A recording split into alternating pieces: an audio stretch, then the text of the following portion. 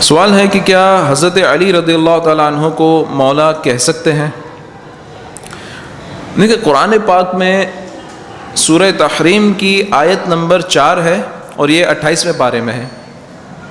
فَإِنَّ اللَّهَ هُوَ مَوْلَاهُ وَجِبْرِيلُ وَصَالِحُ الْمُؤْمِنِينَ، بس اللہ اس کا مولا ہے اور جبریل اور نیک مسلمان۔ تو اللہ تعالیٰ نے مولا کس کس کو فرمایا؟ جبریل کو بھی فرمایا، اللہ تو مولا ہے، جبریل بھی مولا ہے اور نیک مسلمان بھی مولا ہے۔ یہاں تو بات ہی صرف مولا کائنات حضرت علی شیر خدا رضی اللہ تعالیٰ عنہ کی، اللہ تعالیٰ نے قرآن پاک میں تو صراحتاً ارشاد فرمایا کہ جبریل کو بھی فرمایا اور نیک مسلمانوں کو بھی فرمایا۔ اس کے علاوہ جیسے مثال کے طور پر سورہ بقرہ کے اختتام پر ہیں، ہم پڑھتے ہیں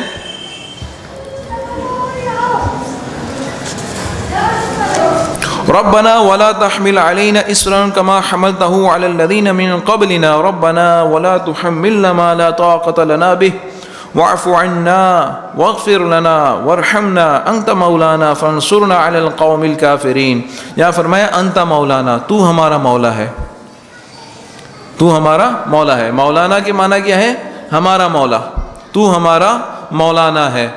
ہم داڑھی ٹوپی والے کو کیا بولتے ہیں؟ مولانا کہتے ہیں۔ تو آپ ایک مولا کے واندے پڑھیں آپ کو، یہاں تو ہر داڑھی ٹوپی والے کو آپ خود مولانا کہتے ہیں، تو پھر حضرت علی رضی اللہ تعالیٰ عنہ کو مولا کیوں نہیں کہا جا سکتا؟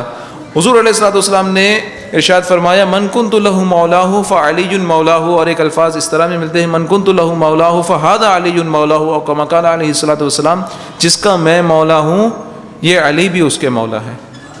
لہذا یہ صراحتاً یہ باتیں منقول ہیں۔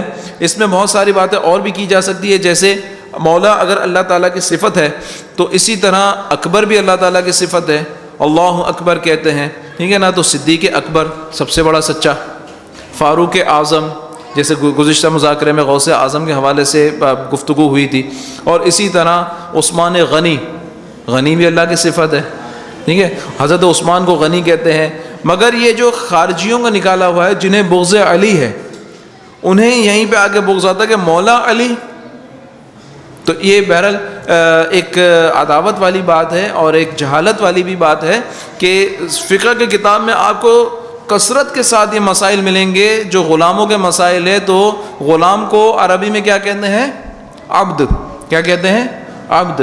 اور اس کا جو مالک ہوتا ہے، جو اس کو خریدتا ہے یا جس کو جہاد میں اس کے ہاتھ میں حاصل ہوتے ہیں، اس کو کیا کہتے ہیں؟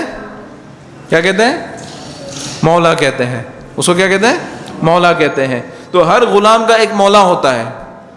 اب جس کی ایک پتنگ ہی کٹی ہوئی ہو، بغیر کٹی پتنگ جسے کہتے ہیں نا، تو اس کی تو ڈوری نہیں ہوتی۔ تو جو غلامی رسول میں ہی نہیں ہے تو پھر وہ مولا کی بات کیسے اس کی سمجھ میں آئے گی؟ واللہ تعالی اعلم۔